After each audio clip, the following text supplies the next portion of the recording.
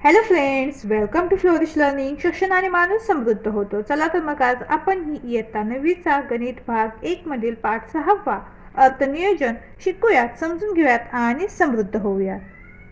आज आपण या पाठातील सराव संच 6.1 पाहणार आहोत. सराव संच 6.1 मधील प्रश्न पहिला. अलकाला दरमहा पाठवलेल्या रकमेपैकी 90% रक्कम ती खर्च करते आणि महिना 120 रुपयांची बचत करते. तर तिला पाठवण्यात येणारी रक्कम काढा. तर तिला जी रक्कम पाठवलेली असते त्यापैकी ती 90% खर्च करते आणि 120 रुपयांची बचत करते. तर एकूण रक्कम किती आहे ते आपण काढणार आहोत. तर अलकाला दरमहा पाठवण्यात येणारी रक्कम X रुपये मान. अलकाला जी दर महिन्याला रक्कम मिळते ते आपण ती X रुपये मानलेली आहे. म्हणून अलका करत असलेल्या खर्चाची रक्कम काय होईल? तर X गुणिले 90/100 होईल. काय होईल? X गुणिले 90/100 रुपये. आता उत्पन्न वजा खर्च बरोबर बचत हे सूत्र आपल्याला माहिती आहे. मग उत्पन्न किती आहे अलकाचं? तर X रुपये. खर्च किती आहे? वजा X गुणिले 90/100 बरोबर काय होईल? बचत किती आहे तिची? 120 रुपये. आता सोडूयात हे समीकरण. आता इथे काय होईल? हे X आणि हे वजा आहे तसे राहते. आता 90 गुणिले X काय होईल? 90X/100. ही रेष इथे चुकून आलेली आहे, त्याकडे काय तुम्ही लक्ष देऊ नका. काय होईल? 90 गुणिले X 90X/100 आहे तसे होतील बरोबर 120. आता ह्या X चा छेद काही नाही, याचा तर ह्याचा छेद काय आहे? 1 आहे. आता आपण यांचा काय करूयात? तिरकस गुणाकार करूयात. मग काय होईल? 100 गुणिले X 100X वजा 90X/100. आपण याचा तिरकस गुणाकार केला त्यानंतर आपल्याला हे उत्तर मिळाले बरोबर काय होईल? 120. 100X वजा 90X काय मिळेल आपल्याला? 10X बरोबर. आता हे 100 इकडे भागिले, आपण इकडे काय करूयात? गुणिले करूयात. मग काय होईल? 120 गुणिले 100 म्हणून 10X बरोबर काय होईल? आता इथे आपल्याला 120 गुणिले 100 भागिले 10 होईल. हे 10 इकडे गुणिले तिकडे भागिले होतील. म्हणून X बरोबर काय मिळेल आपल्याला? 10 शून्याला हा शून्य गेला. 120 गुणिले 10 म्हणजेच काय होईल? 1200. 1200. X ची किंमत काय मिळाली आपल्याला? तर 1200. म्हणून अलकाला दरमहा पाठवण्यात येणारी रक्कम 1200 रुपये आहे. यानंतर दुसरं उदाहरण आहे. सुमितने 50,000 रुपये भांडवल घेऊन खाद्यपदार्थांचा व्यवसाय चालू केला. त्यामध्ये त्याला पहिल्या वर्षी 20% तोटा झाला. उरलेल्या भांडवलात दुसऱ्या वर्षी त्याने मिठाईचा व्यवसाय चालू केला. त्यात त्याला 5% नफा झाला. तर मूळ भांडवलावर त्याला शेकडा किती तोटा किंवा नफा झाला? सुमितच्या 50,000 रुपयांच्या भांडवलावर खाद्यपदार्थांच्या व्यवसायात पहिल्या वर्षी झालेला तोटा 20% आहे. म्हणजेच काय होईल? तर 50,000 गुणिले 20%. म्हणजेच काय होईल? तर 50,000 गुणिले 20/100. 20% म्हणजेच काय? 20/100 काय होतील? या शून्यानं हे शून्य निघून जातील बरोबर. आपल्याला काय मिळेल? 5 दुनी 10 आणि ह्या उरलेल्या 3 शून्य म्हणजेच काय? 10,000 रुपये. म्हणजेच काय? सुमितला पहिल्या वर्षी झालेला तोटा किती आहे? 10,000 रुपये आहे. आता इथे पहा, सुरुवातीला पहिल्या वर्षी सुमितकडे 50,000 रुपये भांडवल होतं. त्यात काय झालं? पहिल्या वर्षी त्याला 20% तोटा झाला. म्हणजेच काय झालं? 10,000 रुपये तोटा झालेला आहे तो. मग आता पहिल्या वर्षानंतर सुमितची भांडवल काय होईल? आता 50,000 रुपये भांडवल होतं, तर 10,000 रुपये त्यातला तोटा झाला. मग आता त्याच्याकडे किती भांडवल शिल्लक आहे? म्हणजेच काय होईल? 50,000 वजा काय होतील? 10,000 बरोबर काय येईल उत्तर? 40,000. म्हणजे आता त्याच्याकडे किती भांडवल शिल्लक आहे? 40,000 रुपये शिल्लक आहेत. सुमितला मिठाईच्या व्यवसायात झालेला नफा हा 5% आहे. म्हणजेच काय होईल? तर 40,000 रुपये भांडवल गुंतवल्यानंतर त्याला काय झाला? 5% नफा झाला. म्हणजेच 5/100. 5% म्हणजेच काय? 5/100. भागाकार करूयात. ह्या शून्यानं ह्या 2 शून्य निघून जातील. 100च्या 2 शून्यानं आपण येथील ह्या 2 शून्य घालवल्या बरोबर. आता काय होईल? 5/20 आणि ह्या उरलेल्या 2 शून्य म्हणजेच काय? 2,000 रुपये. म्हणून मिठाईच्या व्यवसायात झालेला नफा किती आहे? 2,000 रुपये आहे.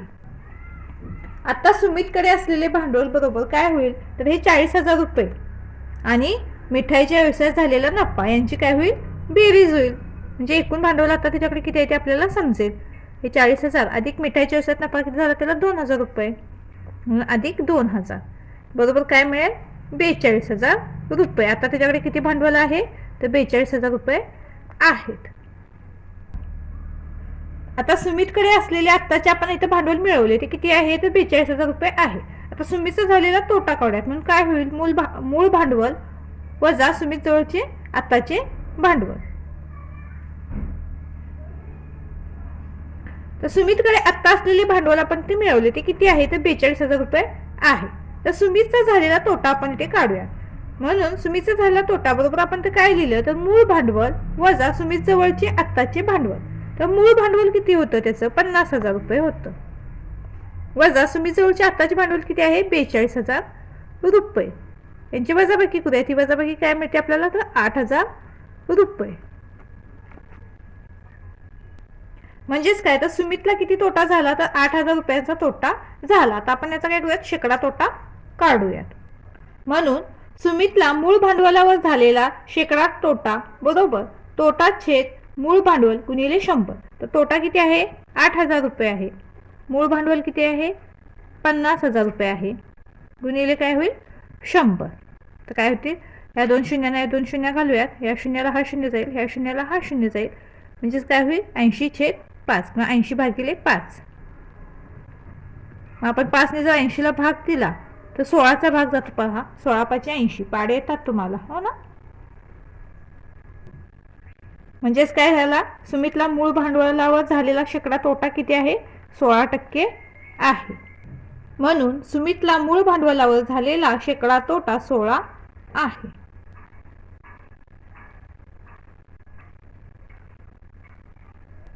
यानंतर तिसरा प्रश्न आहे, निखिलने आपल्या मासिक उत्पन्नाचा 5% भाग मुलांच्या शिक्षणासाठी खर्च केला, 14% भाग शेअर्समध्ये गुंतवला, 3% भाग बँकेत ठेवला आणि 40% भाग दैनंदिन खर्चासाठी वापरला.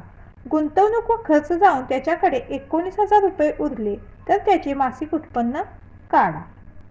तर इथे पहा, निखिलचे मासिक उत्पन्न आपण 100 रुपये मानूया.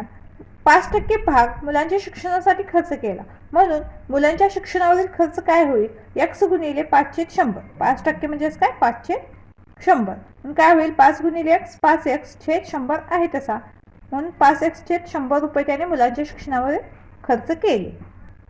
यानंतर 14% भाग त्याने शेअर्समध्ये गुंतवला, म्हणून शेअर्समधील गुंतवणूक बरोबर काय होईल, x गुणिले 14/100. 14% म्हणजेच काय, 14/100 बरोबर काय होईल, 14 गुणिले x, 14x/100 रुपये. काय होईल, त्याने शेअर्समध्ये गुंतवलेली रक्कम किती आहे, 14x/100 रुपये आहे. यानंतर मासिक उत्पन्नाच्या 3% भाग त्याने बँकेत ठेवला, म्हणून बँकेत ठेवलेली रक्कम बरोबर काय होईल, x गुणिले 3/100. आणि 3% म्हणजेच काय, 3/100 बरोबर काय होईल, 3 गुणिले x, 3x/100 रुपये. यानंतर मासिक उत्पन्नाच्या 40% भाग खर्च केला, म्हणून मासिक खर्च बरोबर काय होईल, x गुणिले 40/100 बरोबर काय होईल, 40 गुणिले x, 40x/100 रुपये. मासिक खर्च किती आला, 40x/100 रुपये. उत्पन्न वजा खर्च बरोबर शिल्लक किंवा बचत. हे आपलं सूत्र आपल्याला माहिती आहे. मग आता उत्पन्न आपण तर काय मानलेलं आहे, x मानलेलं आहे. म्हणून काय होईल, x वजा, आता खर्च किती आहे हा, तर मुलांच्या शिक्षणावर खर्च आपण किती मानला, तो 5x/100. त्यानंतर शेअर्समधील गुंतवणूक किती आहे, 14x/100. त्यानंतर बँकेत ठेवलेली रक्कम किती आहे, 3x/100. आणि त्यानंतर मासिक खर्च किती आहे, 40x/100 बरोबर काय होईल, शेवटी किती उरतात त्याच्याकडे, तर 19,000 रुपये. म्हणून काय होईल, हे x वजा आहे तशी राहते. आता सगळ्यांची बेरीज करूयात, 5x अधिक 14x अधिक 3x अधिक 40x. या सगळ्यांची बेरीज किती मिळते आपल्याला, तर 62x मिळते छेद 100 बरोबर काय होईल, 19,000 रुपये. आता काय होईल, हा 100 आपण या x ला गुणूयात. याचा छेद काही नाही, म्हणजे याचा छेद काय असतो, 1 असतो, त्यांचा तिरकस गुणाकार करूयात. मग काय होईल 100x वजा 62x छेद काय होईल पुन्हा 100 बरोबर 19,000. तर 100x वजा 62x ही वजाबाकी करूयात. ही वजाबाकी किती मिळते आपल्याला 38x. काय होईल 38x छेद 100 बरोबर 19,000. म्हणून 38x बरोबर काय होईल आता हे 19,000 आहेत तसे राहतील. हे भागिले 100 आहे तिकडे काय होतील गुणिले 100 होतील. म्हणून x बरोबर काय होईल 19,000 गुणिले 100 हे भागिले 38. इकडे गुणिले 38 आहे तिकडे काय होतील भागिले 38 होतील. म्हणून x बरोबर काय मिळेल आपल्याला आता 19चा पाडा येतो आपल्याला. काय होईल ते 19 एके 19 19 दुनी 38. हे 0 1च्या समोर आहे तशा राहतील 1 2 3. पुन्हा बेके बे 50 दुनी 100 माहिती आपल्याला. म्हणून x बरोबर काय होईल 1000 गुणिले 50. म्हणून x बरोबर 5 एके 5 आणि 3 शून्य 4 शून्य आहेत तशा. ही x ची किंमत आपल्याला इथे मिळालेली आहे. ते x ची किंमत काय मिळाली आपल्याला इथे 50,000 रुपये. म्हणून निखिलचे मासिक उत्पन्न 50,000 रुपये आहे.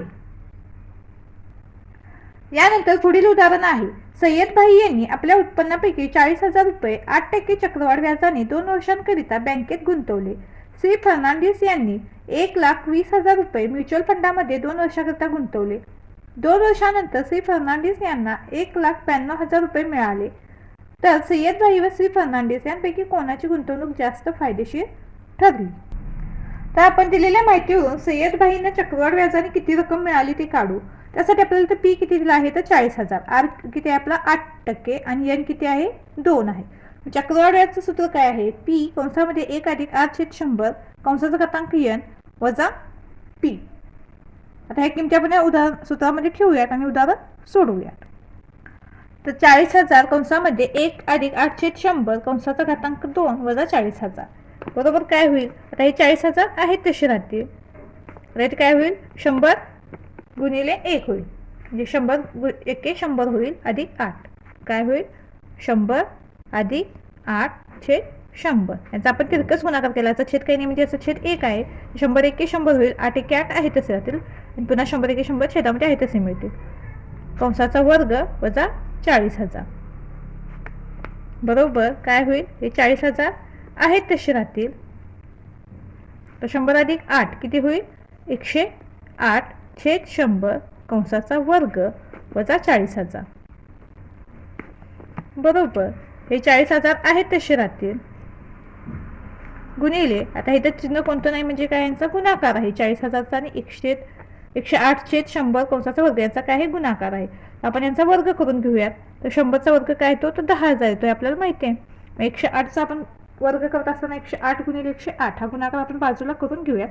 हा गुणाकार किती मिळतो आपल्याला तर 11,664 मिळतो वजा 40,000.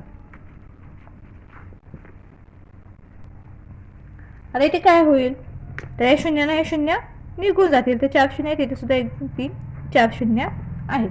या शून्याला हा शून्य निघून गेला तर काय होईल 11,664 गुणिले 4 होईल. तर यांचा आपण गुणाकार करूयात. हा गुणाकार किती मिळतो आपल्याला तर 46,656 मिळतो. किती मिळतो 11,666 गुणिले 4 हा गुणाकार केल्यानंतर आपल्याला तो 46,656 इतका मिळतो. तुम्ही हवं तर बाजूला तो करून पाहू शकताय. वजा 40,000 त्यांची वजाबाकी करूयात. ही वजाबाकी किती मिळते आपल्याला तर 6,656 मिळते. 46,656 वजा 40,000 वजाबाकी आपल्याला किती मिळते तर 6,656 रुपये इतकी मिळते. म्हणून चक्रवाढ व्याज 6,656 रुपये आहे. काय झालं चक्रवाढ व्याज आपल्याला किती मिळाले तर 6,656 रुपये. म्हणून सय्यद भाई यांचा शेकडा फायदा काढूयात आपण. सय्यद भाई यांचा शेकडा फायदा बरोबर काय होईल त्यांना चक्रवाढ व्याज किती मिळालं तर 6,656 रुपये. त्याने किती गुंतवले होते तर 40,000 रुपये. म्हणून 40,000 रुपयांवर त्यांना 6,656 रुपये चक्रवाढ व्याज मिळाले. म्हणजे किती टक्के व्याज मिळाले आपण ते काढणार आहोत. काय होईल आहे 2 शून्य नाही 2 शून्य निघून जातील. आता इथे आपण काय करूयात 8चा भाग जातो पहा. इथे आपण 8चा भाग दिला तर किती मिळतं आपल्याला? 832/50 मिळतं. 8×5=40 हे 0 आहे तसं आणि 8ने याला आपण भाग तर 832 आपल्याला मिळतात. आता पुन्हा काय करूयात? 832/50 मिळालेला आहे. हा भागाकार करूयात. हा भागाकार किती मिळतो आपल्याला? तर 16.64 मिळतो. म्हणजेच काय? 16.64%. कारण शेकडा फायदा काढलेला आहे आपण इथे. श्री फर्नांडिस यांनी 1,20,000 म्युच्युअल फंडामध्ये 2 वर्षाकरता गुंतवले. 2 वर्षांनंतर श्री फर्नांडिस यांना 1,92,000 रुपये मिळाले.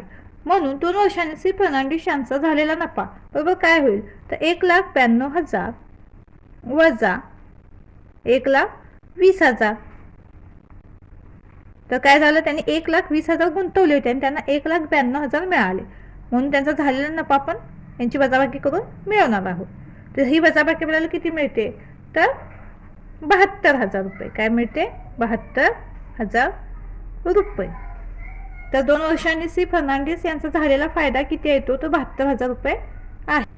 आता श्री फर्नांडिस यांना झालेला शेकडा फायदा आपण काढूयात. म्हणून काय होईल? त्यांना मिळाले किती? 72,000 रुपये. त्यांनी गुंतवले होते किती? तर 1,20,000 रुपये गुणिले काय होईल? 100. कारण आपण शेकडा फायदा काढत आहोत त्यांचा. त्या 2 शून्यांना या 2 शून्य निघून जातील. या 2 शून्यांना या 2 शून्य निघून जातील. तर 720/12 होईल. तर 12चा पाडा येतो आपल्याला. म्हणून काय होईल? 12/72 आणि हा 0 आहे तसा. म्हणजेच काय? 60%. तर श्री फर्नांडिस यांना शेकडा फायदा किती झाला? तर 60% झालेला आहे. तर इथे पहा, सय्यदभाई यांना 16.64% फायदा झाला आणि श्री फर्नांडिस यांना 60% फायदा झाला. म्हणजे कोणाची गुंतवणूक फायदेशीर आहे? तर श्री फर्नांडिस यांची गुंतवणूक काय आहे? फायदेशीर आहे. म्हणून श्री फर्नांडिस यांची गुंतवणूक फायदेशीर आहे. यानंतर या सरासंच मधील शेवटचं उदाहरण. समीराने आपल्या उत्पन्नाच्या 3% उत्पन्न समाजकार्यासाठी दिले. 90% उत्पन्न खर्च केले. तिच्याकडे 1,750 रुपये शिल्लक राहिले तर तिचे मासिक उत्पन्न काढ. समीराचे मासिक उत्पन्न 100 रुपये मानू. समीराच्या मासिक उत्पन्नाचे 3% उत्पन्न समाजकार्यासाठी दिले. म्हणून समाजकार्यासाठी केलेला खर्च बरोबर काय होईल? तर x गुणिले 3/100 बरोबर काय होईल? 3 गुणिले x 3x/100 रुपये. समाजकार्यासाठी केलेला खर्च किती आहे? 3x/100 रुपये आहे. 90% तिने खर्च केले. म्हणून केलेला खर्च बरोबर काय होईल? तर x गुणिले 90/100 बरोबर काय होईल? 90 गुणिले x 90x/100 रुपये. उत्पन्न वजा खर्च बरोबर शिल्लक. हे सूत्र आपल्याला माहिती आहे. म्हणून काय होईल? x वजा, आता तिने खर्च किती केले? तर समाजकार्यासाठी 3x/100 अधिक खर्च किती केले तिने? 90x/100 बरोबर शिल्लक किती राहिली तिच्याकडे? 1,750 बरोबर काय होईल? म्हणून x वजा आहे तसे राहतील. आता 3x अधिक 90x काय होतील? यांची बेरीज होईल. 3x अधिक 90x. तर छेद समान आहे तो आपण ते एकदाच लिहूयात. छेद 100 बरोबर 1,750. म्हणून x वजा 90 अधिक 3 काय होईल? 93 होईल. म्हणजेच काय? 3x अधिक 90x 93x/100 बरोबर 1,750. म्हणून काय होईल? आता ह्या एक्सचा छेद काही नाही. म्हणजेच काय? याचा छेद 1 आहे. याचा तिरकस गुणाकार होईल. मग काय होईल? 100x वजा 93x छेद काय होईल? 100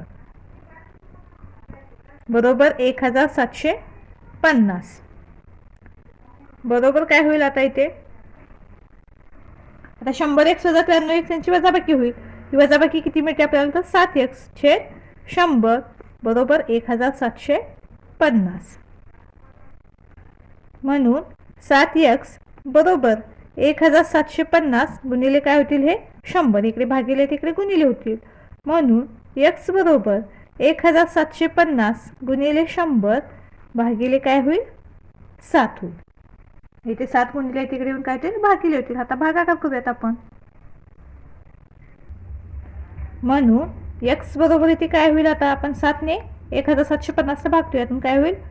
7 एक्के 7 7 दुनी 14 3 उरतील 35 7 5 35 आणि 0 आहे तसा.